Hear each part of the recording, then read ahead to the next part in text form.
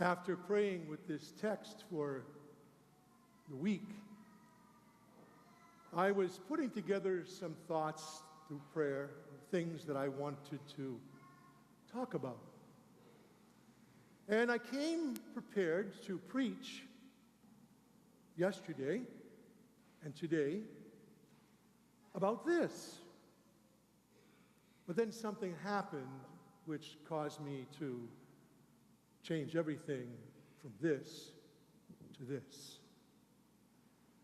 I got a phone call yesterday afternoon from my good friend, Father Mo La Rochelle, who's the pastor at St. Marie's in Manchester.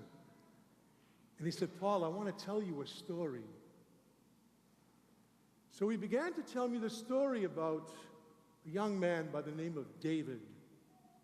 David lived in Methuen, Massachusetts. And Father Mo knew him because in high school, Father Mo was involved in Teen Encounter. And so David and Father Mo knew one another because they were involved at St. Basil's Retreat Center in Methuen, Massachusetts. And Father Mo told me that David was a very talented young man. He had great faith, and he said was very zealous for the Lord, loved Jesus. But he had a lot of talent because he was a very good singer and dancer. And he said that David had aspirations. David aspired to go to New York, and he wanted to make it big. And so after high school, they kind of lost touch with one another.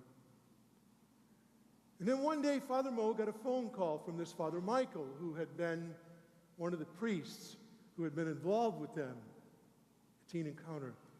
Father Michael said to Father Mo, who was only Mo at the time, "Mo, this is Father Michael. I want you to pray for David. David went to New York, and he made it big. And he's at the peak of his career. And he's even been involved with some of the biggest names, the biggest stars on Broadway, singing as backup for them. But David has also embraced everything that is evil, immoral, and sinful on Broadway as well. Pray for him." So Father Mo said to me, I began to pray and fast for David. And I prayed and I fasted for a long time. He said, I lost between 30 and 40 pounds. And he said, then the day came that I heard the Lord say to me, "You've done enough. You've done enough." Father Mo went to college, entered the seminary, and then after he was ordained, he was sent to St. Marie's, and he was the associate pastor. And while he was at St. Marie's, one day, a knock came at the door. Father Mo went to the door, and there was David. And so they were surprised to see one another because they'd lost touch. It had been so many years. And so after exchanging a few pleasantries, David asked to see Father Michael. It seems that a month earlier, David had been in a hospital chapel, and he was weeping because he had just been diagnosed with AIDS. But while he was in that chapel, he heard this beautiful, beautiful music that was playing.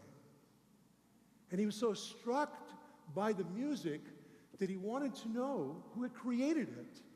And so he asked the chaplain of the hospital, and the chaplain of the hospital told him about the record or the tape or the CD that was playing at the time.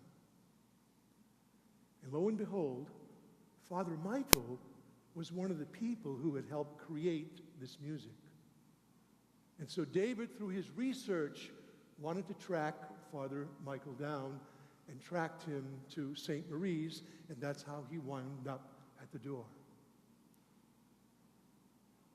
And so David began to tell his story to Father Michael, and Father Michael took him under his wing And through their conversation together, David began to remember how much he had loved the Lord, how happy he had been when he was with Jesus. And so David decided that he was going to leave everything in New York. And he came home.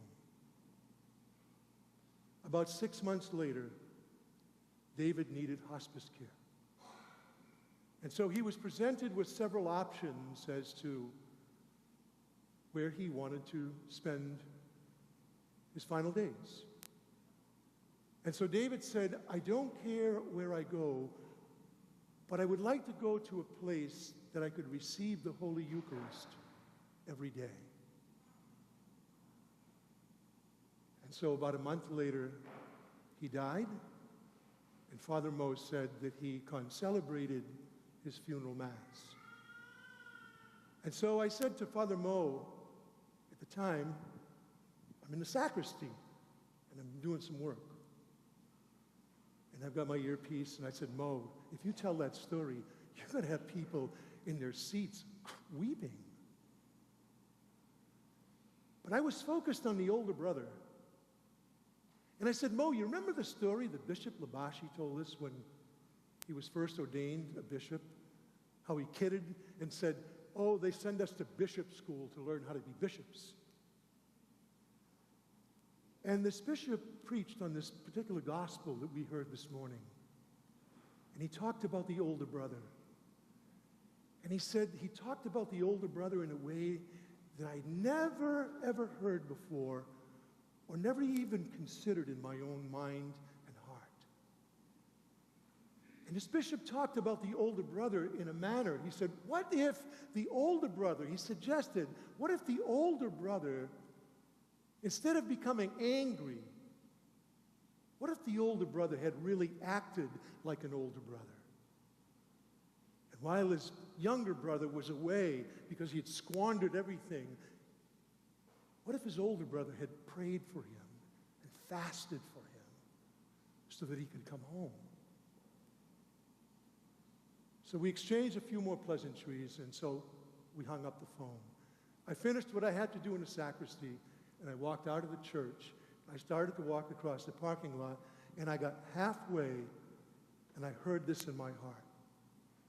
You have a younger brother who's an atheist. What are you willing to do for him to come home? It stopped me dead in my tracks. I'm telling you this story because my relationship with my younger brother is tepid.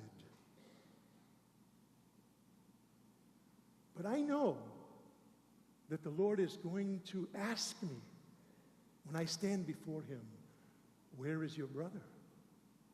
And I know he's going to ask me that question because he asked Cain that very same question. Where is your brother? I'm sharing this story because each one of us is an older brother.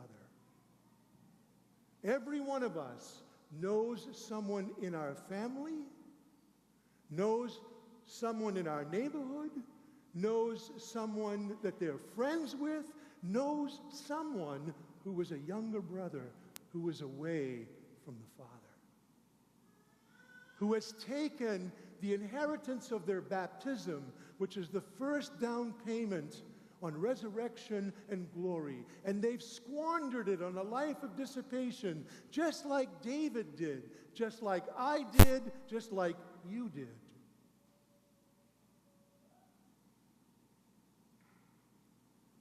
And they're away.